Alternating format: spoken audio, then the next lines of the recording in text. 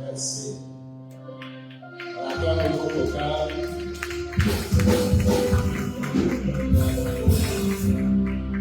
Je prends ta Bible de Genèse. Je vais demander à mes enfants qui sont au deuxième niveau de l'église.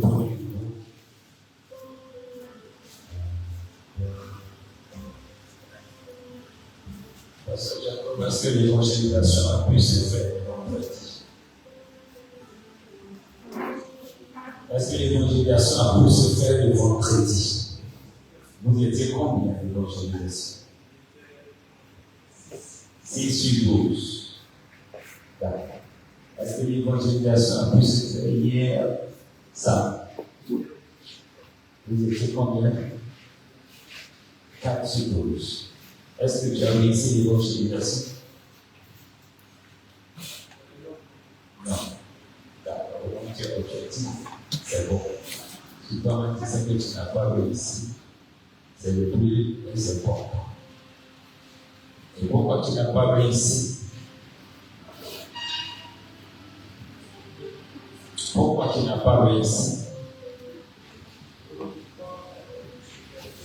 Pourquoi tu n'as pas réussi? Pourquoi tu n'as pas réussi l'évangélisation?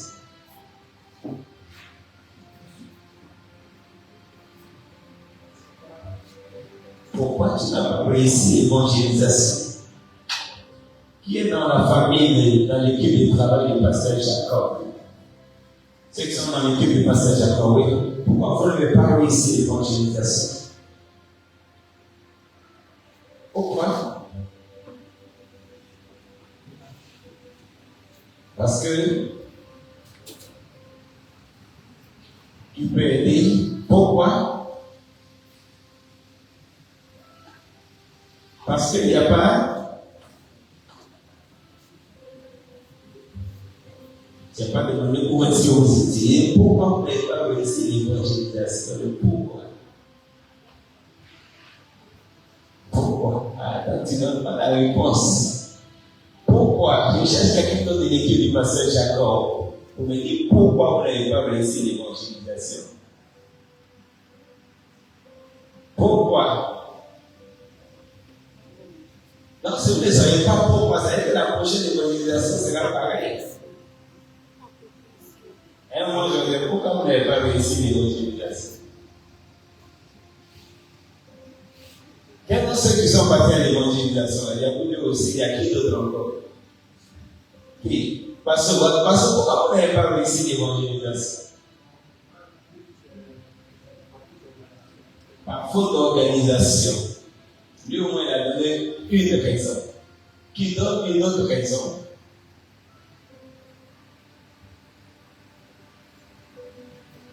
Vous n'avez pas reçu l'évangélisation pour première raison, pour insuffisance dans la prière et dans l'intercession. Et ça se ressent sur le truc ce matin. Une évangélisation est une guerre spirituelle.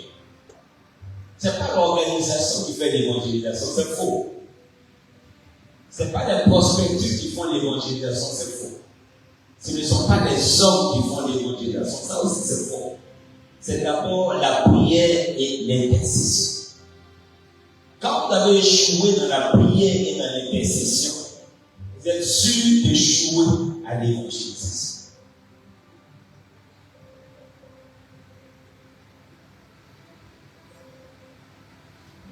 Donc voici la raison. Quand vous partez à l'évangélisation, vous devez transporter l'Esprit de Dieu. Porter l'Esprit de Dieu. C'est ça l'évangélisation.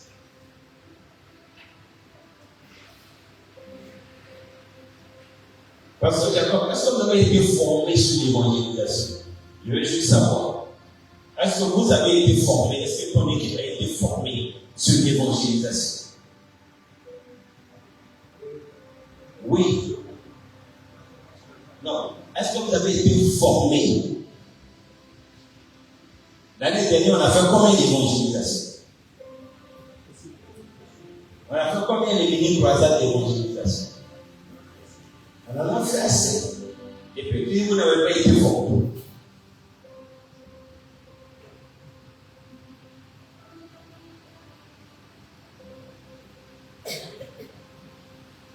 Il ne faut pas plaisanter avec ce travail.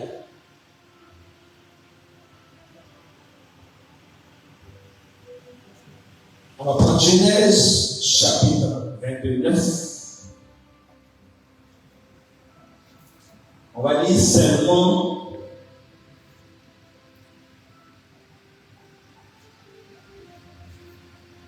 quelques versets. On va lire seulement le verset 17.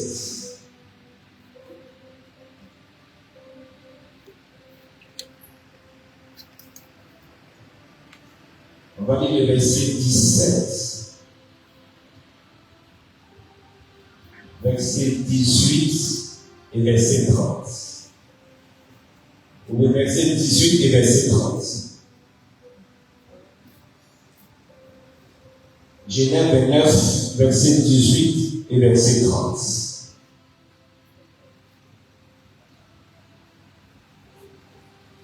Est-ce que je peux avoir quelqu'un pour lire? Il ne reste seulement que 20 minutes, 25 minutes. Pendant 15 minutes, nous allons partager la parole du Seigneur. Quelqu'un peut nous faire la lecture?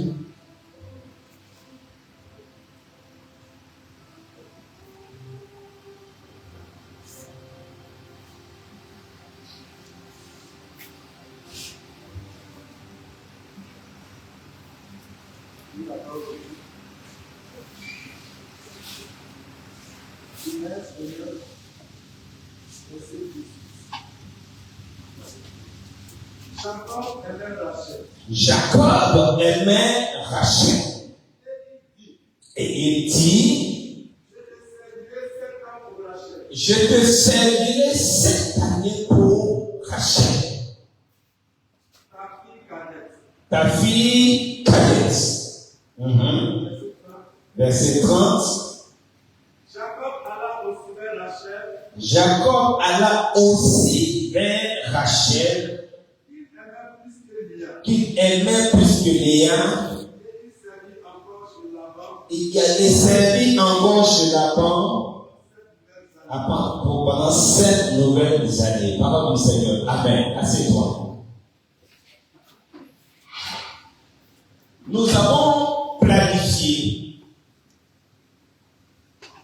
Nous nous sommes dit que nous sommes appelés à réussir.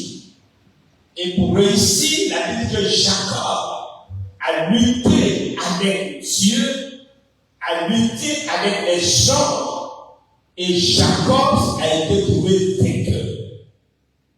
Et Dieu lui dit, parce que tu as lutté avec Dieu, et que tu as lutté avec les gens, et que tu as été trouvé vainqueur, ton nom ne sera plus Jacob, et ton nom sera Israël. Ça veut dire, enfant de Dieu, que pour avoir un nom prophétique, un nom de ta destinée, il faut que tu luttes, que tu te battes. Donc la réussite dans la vie n'est pas faite pour les fainéants, pour les paresseux. L'ange de Dieu intervient dans la vie de ceux qui se battent. Et notre ancêtre biblique, Jacob, a été ce modèle de bataille. Et aujourd'hui, on va prendre un autre aspect de cette bataille-là pour que chacun de nous comprenne comment organiser les batailles de sa vie, comment éviter certaines erreurs. Nous avons déjà expliqué ici que dans le ventre de leur mère, Ésaü et Jacob étaient en train de lutter, et la Bible dit que Ésaü est sorti le premier, mais Jacob lui tenait le tendon pour dire que Jacob était toujours en position de combat, même dans le ventre de leur enfant. Ils sont sortis du ventre de leur mère, mais la Bible dit que Ésaü, son frère aîné, était un habile chasseur, était un homme de champ. Et que son père aimait parce qu'il apportait du gibier à son père. Pendant que Jacob, lui, il était sous les dents dans la cuisine. Et il était aimé par la mère.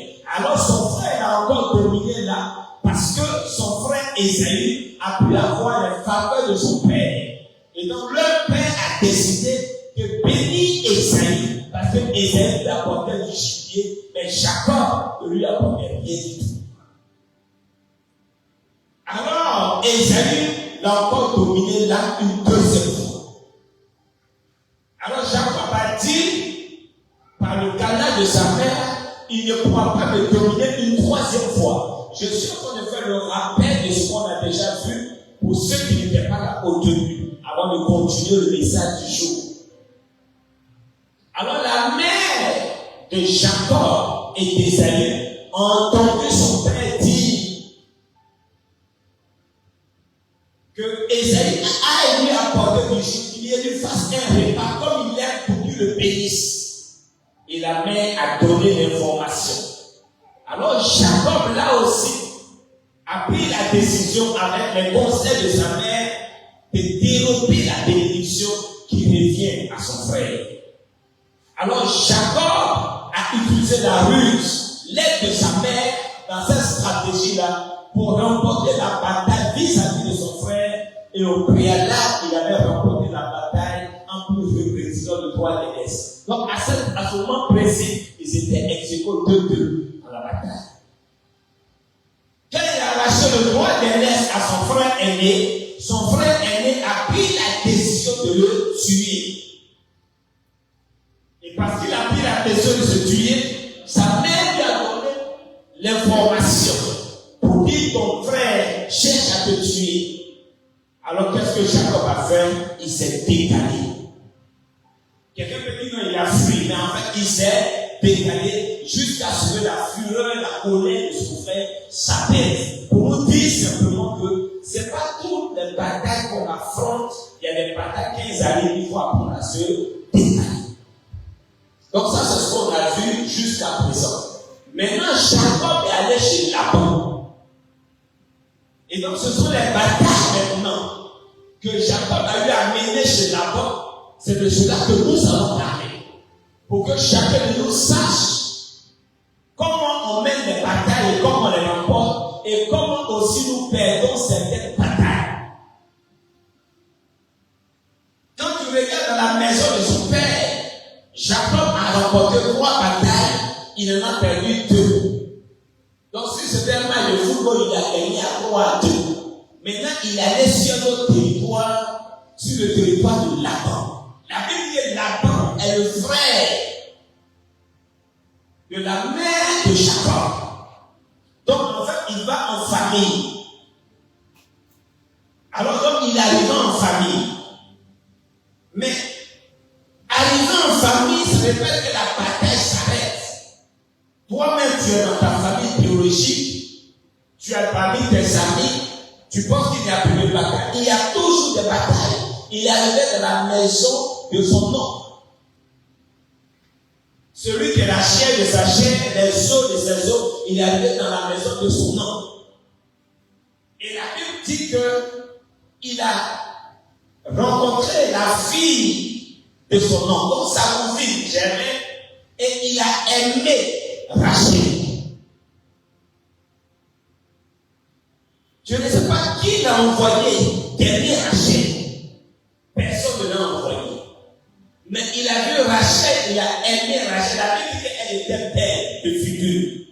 Il a vu Rachel, il a aimé. Du premier coup, quand il a vu, il a aimé. Et quand Rachel l'a amené à la maison de son père, en racontant à son père que c'est l'enfant de sa sœur, son père était heureux. Laban n'a rien demandé à Jacob. Il ne lui a rien demandé, ne lui a rien imposé. Mais dans la bouche de Jacob lui-même, il dit à son oncle, je vais te servir 5 années pour que tu me donnes ta fille cadette Rachel.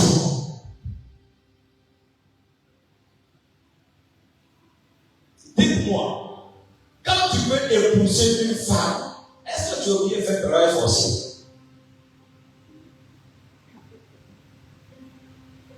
Tu as trouvé une jeune dame que tu aimes, qui te plaît. Est-ce que tu dois dire à son père, j'ai travaillé pour toi 7 années?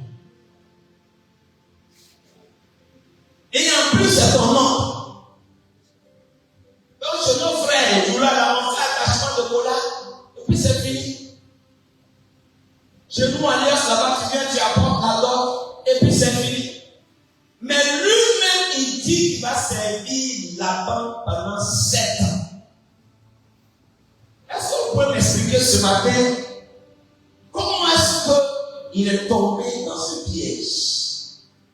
Parce que généralement, il y a des batailles qui n'ont même pas encore commencé. Et puis nous, on a déjà perdu des batailles. Et qu'est-ce que tu me dis ce qui s'est passé? On parle de bataille.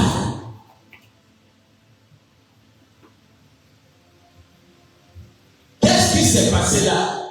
L'entrée. Qu'est-ce qui s'est passé là?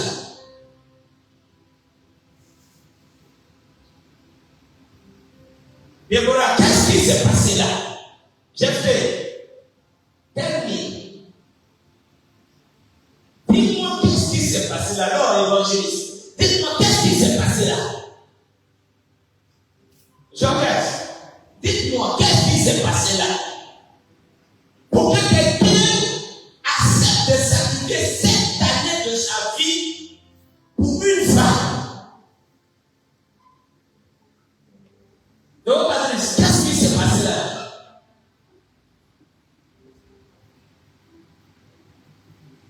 Déborah crié.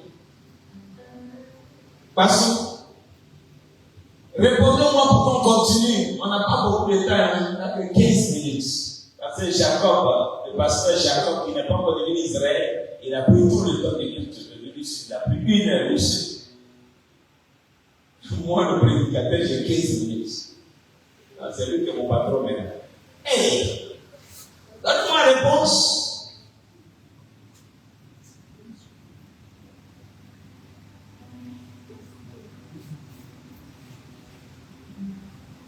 Oui. Non. Qu'est-ce qui s'est passé, monsieur Chata? Mes belles filles de l'église, dites-moi, qu'est-ce qui s'est passé? Les belles filles, les belles dames, dites-moi, qu'est-ce qui s'est passé? On ne lui a rien demandé. C'est-à-dire que s'il avait eu le bac, en cette année, il a fini son doctorat. Donc, il va faire la préférée, aller faire un livre pour quelqu'un. Il dit, tu n'as rien dit depuis, je t'ai posé des questions.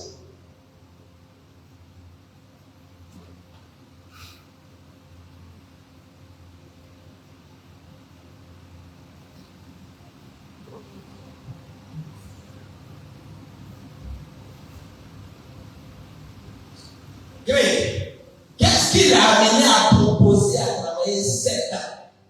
C'est juste la beauté de Rachel. La beauté, c'est quoi? C'est la chair. La beauté, elle est éphémère. La beauté est du passage. La beauté, c'est pour un temps. Donc la bataille contre la chair. Donc la chair, le physique, a une raison de Jacob.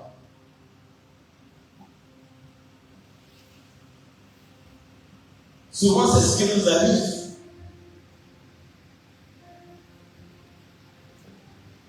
J'étais encore plus jeune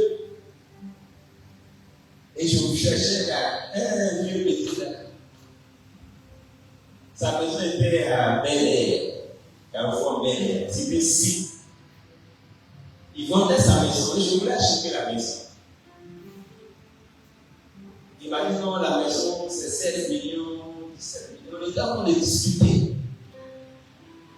On était en train de nous expliquer les choses réelles de la vie et les batailles dans lesquelles nous devons remporter. Et donc on était pratiquement d'accord, on était heureux. Maintenant, je l'entends causer avec son ami. Il dit non, sur le petit appelé la maison là, je prends ma petite femme, mais je l'envoie au plateau pour pas acheter. Tout ça dit, il vend la maison là, tout ce qui l'intéresse, c'est sa petite femme. Je n'ai pas payé la maison à vous.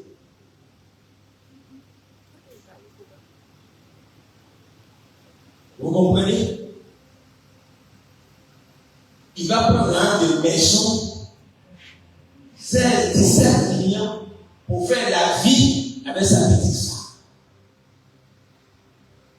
Donc l'argent va pas rentrer dans moi. Il va satisfaire les désirs de son cœur et les désirs de sa chair. Donc Jacob, pour satisfaire les désirs de ses yeux, a proposé lui-même, sans qu'on ne lui demande pas que ce soit, ce qu'il pourrait avoir gratuitement. Il a proposé de donner 7 années de sa vie pour ça.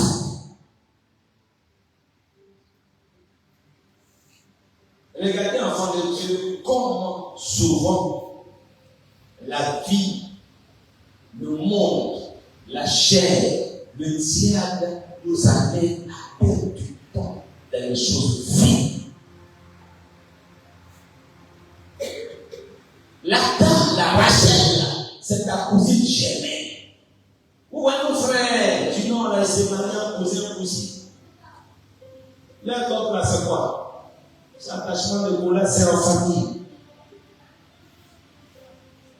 Tu maries l'enfant de ton oncle, le frère, même père, même mère de ta maman. Mais regardez un peu, quand tu n'as pas la maîtrise de tes émotions, quand tu n'as pas la maîtrise de toi-même, regarde comment le diable peut te faire perdre du temps et de l'énergie pour rien.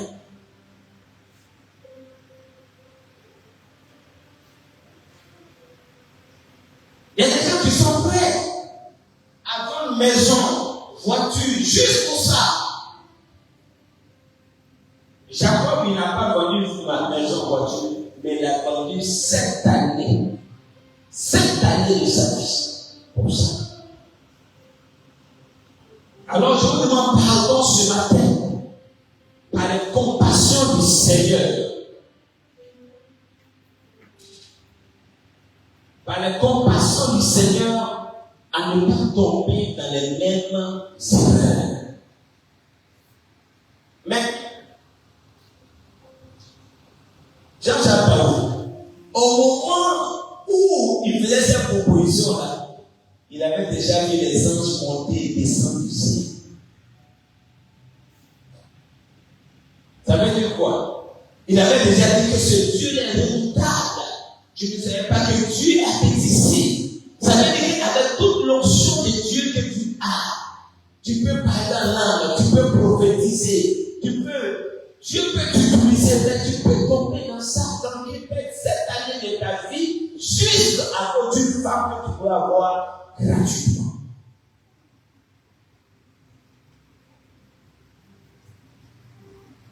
Premier point, le temps est fini, je regarde mon madame. Dans le verset 30, la Bible dit qu'elle a fini ses 7 ans. Qu'elle a fini les 7 années. Michel, Kamou. Qu'elle a fini les 7 années. Il doit maintenant avoir droit à sa femme. Ils se sont réjouis. Et pendant qu'il devait aller avec elle, son papa a mis sa grande sœur avec lui. Tellement il était dans la chair, il ne s'est même pas rendu compte que la femme pour laquelle il a travaillé pendant 7 ans, ce n'est pas elle qui est là. Donc tu vois comment c'est compliqué? Tu travailles pour une femme pendant 7 années. Le jour J, tu ne te rends pas compte que ce n'est pas elle qui est là. Tu vois, c'est un peu long. Hein?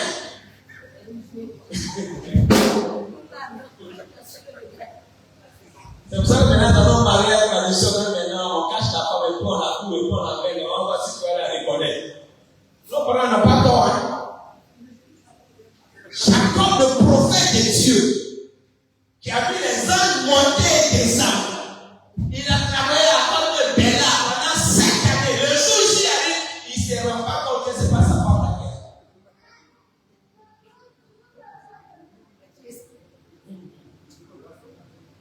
Ayant peur de la chair,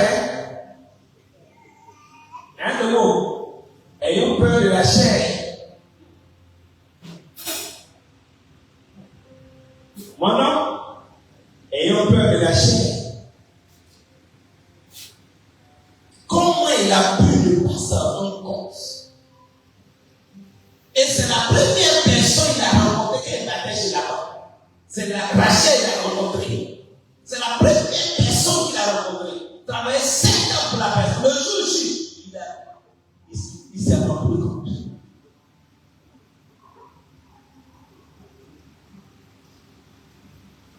Qu'est-ce qui a pu bien se passer le jour J? Déborah, tu peux me dire? Qu'est-ce qui a pu bien se passer? C'est un homme qui a posé la question. Qu'est-ce qui a pu bien se passer? Pour qu'il soit autant aveuglé. Les femmes, dites-moi, qu'est-ce que vous faites pour aveugler les hommes? Au point où le monsieur même si il ne s'en rend même plus compte. Expliquez-nous. Parce que ça ne va pas prier. Ou même vous savez qu'elle ne va prier.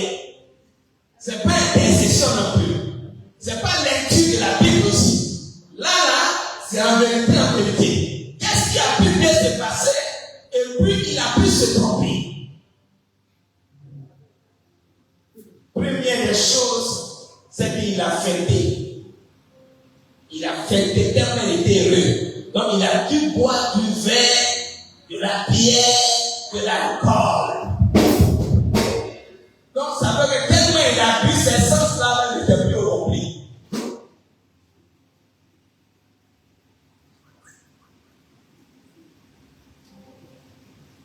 Alors, il tombe dans le piège. Et c'est le matin, il se rend compte que c'est gâté.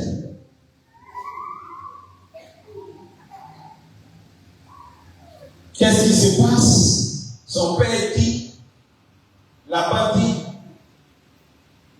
il dit à son homme, mais tu m'as trompé. Son homme lui dit dans notre coutume là, on ne marie pas la petite sœur d'abord avant la grande sœur. Donc tu as pris ça. C'est pour ça que je t'ai envoyé la grande sœur. Mais en d'autres termes, tu ne t'es même pas rendu compte. Tu es déjà allé vers elle, et maintenant tu pars. Bon, donc, comment il a fixé le prix de 7 ans? Fais encore 5 nouvelles années, puis c'est que tu veux la Dieu te donner. 14 ans. Lisez bien les Écritures, Jacob. Quand les 14 ans sont finis, il dit non, tu m'en fais même temps. Sinon, il risque de faire 21 ans encore là.